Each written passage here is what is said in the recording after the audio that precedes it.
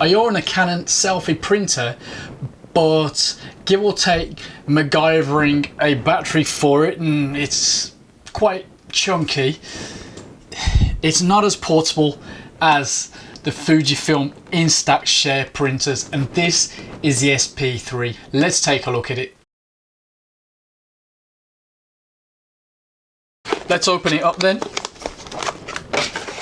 Carefully, as this one is kindly loaned to me by Fujifilm themselves. They've sent me the Instax Square Instant Film, 10 sheets of that. I've got another 10 sheets that I'm picking up from Wexham Brum this week. I can't remember if it's like £8 or £9 or something.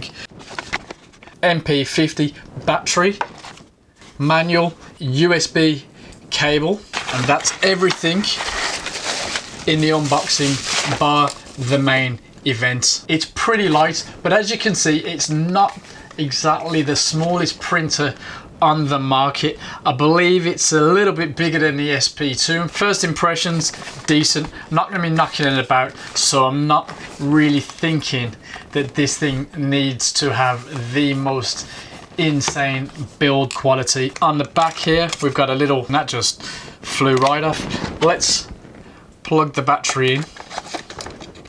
That's even the right phrase, and get this door back on. It's not falling out at all now, so that's nothing really. Just be careful if you're in a rush swapping the batteries, that's all. In here, USB port, just plug it straight in and it will charge up, and it's worth around 160 prints per charge. I'm very happy that it's USB chargeable, but let's say it was a busy day or a big event or whatever, I could just charge it back up. On this side, we've got an on-off button, and on the front, we have some LEDs, so one for the battery and another to let you know what's going on.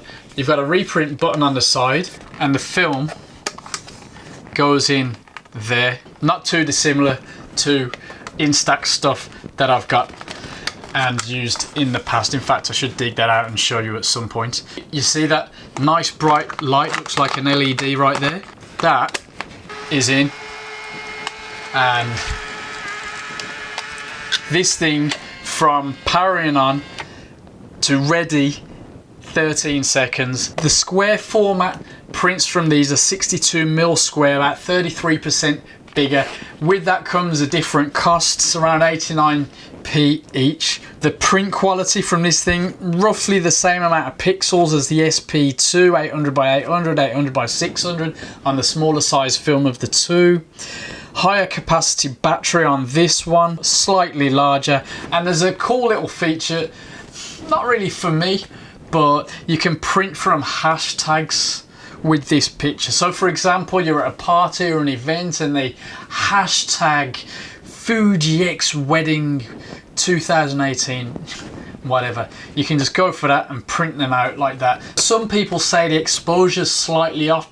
I had that same problem with my Canon selfie, but I just add a light curve, one click, and I'm good to go. My prints come out how I like. What I would say is just do a test shot or two on a pretty standard photo and see how it comes across. So you don't expect these to be mint perfect prints, rather something fun and faithful, and much better than much older generations of Instax and Polaroid film style stuff. The colours are pretty good, and we'll have a look at some examples. If you're not sure how you feel about the crop or what it's offering, check out the app before you buy it. Run some photos through as if you're going to print, but of course it's not going to find a printer, but you'll be able to see what options you've got, what filters, what cropping options. Probably one of the most flexible ways of using the printer is via the Instax Share app. The app allows you to crop, edit, mess about before sending the print out. I use an iPhone 6 and it was good. It was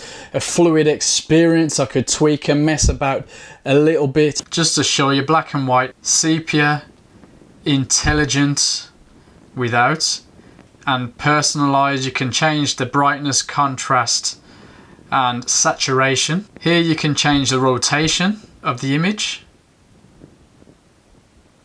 Let's get that back. And the zoom. Now the temperature has been pretty hot for the UK at the moment, right up into the 30 and even 35 degrees. You want to be careful with your film. when you get into the higher temperatures. You should really store it in a cool place. See how you get on. I bought a second batch to gift to a model, and also to just check that my batch was working decently, because I had a couple of teething issues at first with the prints. Wasn't sure. Now, I'm not interested in tweaking every single image. I want this to be, as the name suggests, instant, you know, a quick, easy experience, but you can get into it. You can mess about with it if you really want to. You can also print via the camera itself. As we said, check the body that's compatible for yourself, and that's something I did when I was shooting in London for the XC15-45 review. Also took another packet of Instax Square down, then over a spot of food in South Bank, sent images direct from the XA5 that I allowed the model to choose herself, which can be a fun thing sometimes, and printed them there and then. Now, with the camera, you don't get editing options other than the crop, because it's a square crop, so you know, you work with that. But I tell you what, I was happy and she was definitely pleased. It really is a thing of beauty to be able to just offer your model or your families that you're shooting, or your wedding couple, some fresh, hot off the press images right there and then. Dead cool. And this is a very simple way to do it. I mean, it's a nice size, very nice quality, and if you want, you can just go for it with your smartphone. Pretty happy with that. In fact, right there while we were printing, the waiter came up and said, "What's all this? What's happening? How can I do that? Take a picture of me now and print it out." Well, we were kind of busy and very pressed for time, so we just showed him basically that we'd just done a photo shoot there in central London, and we were printing those out straight from the camera, so you know, it's the same as if I'd have took a picture right there of him and printed it out. Anyway, he watched the process and he was dead impressed. I'm guessing he'd never seen anything like it before. You may well have, but there you go. Dead simple. He said he's off to buy one, so I sent him to a place that I recommend in London. Thanks for watching. Let us know what you think of this printer, or if you've got an alternative that you maybe prefer. I think these are, as we said before, personal devices, and don't be thinking of getting the ultimate pixel peeping quality. We're not there for that. This is for feel, for fun, and a nice something to gift while you're there. And yeah, it's just magical to watch it develop. And look at the smile it puts on the recipient's face. Thanks for watching. Subscribe, leave a comment below, all that good stuff, and stay tuned for more cool, geeky camera sort of stuff.